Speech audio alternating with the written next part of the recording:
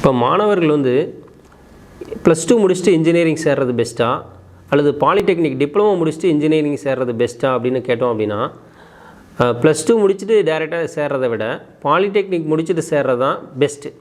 ஏன் அப்படின்னா இப்போ +2 மாணவர்கள் வந்து ஃபிசிக்ஸ், கெமிஸ்ட்ரி, மேத்தமெட்டிக்ஸ் இந்த மாதிரி படிச்சிருப்பாங்க.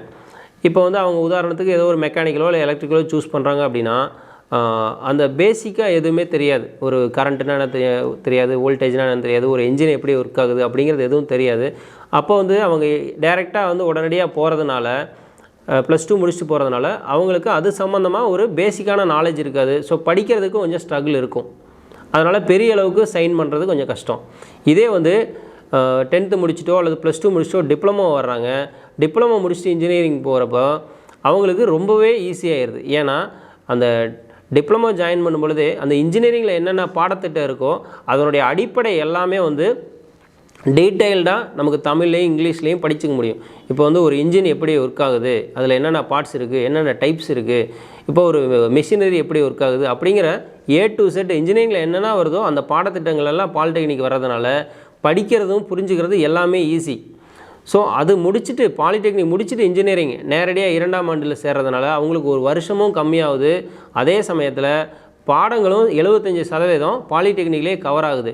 அப்போ அவங்க ஃபர்தராக பிஇ பண்ணும்பொழுது அவங்களோட நாலேஜ் இன்னும் ரொம்ப என்ஹான்ஸ்மெண்ட்டாக அதிகமாகி அவங்க வந்து ஒரு ஆராய்ச்சி ரீதியில் ஒரு நல்ல ஒரு ஜாப் ஆப்பர்ச்சுனிட்டிஸ் கிடைக்கிறதுக்கு வந்து வழிவகை செய்யுது.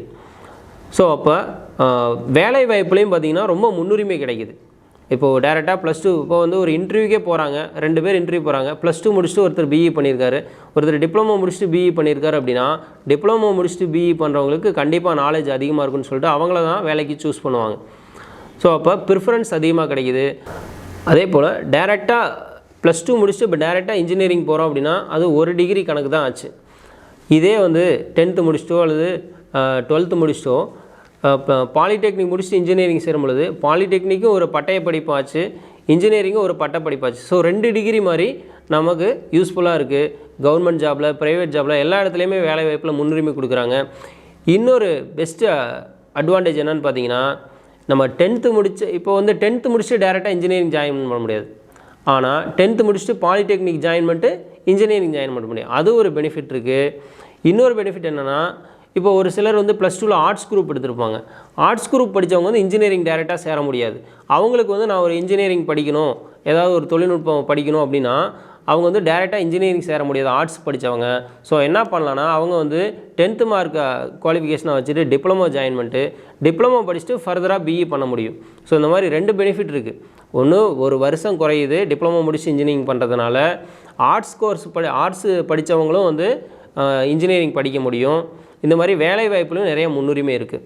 ஸோ டைரெக்டாக +2 முடிச்சுட்டு இன்ஜினியரிங் சேர்றதை விட பாலிடெக்னிக் முடிச்சுட்டு இன்ஜினியரிங் சேர்றது நிறைய பெனிஃபிட் இருக்குது.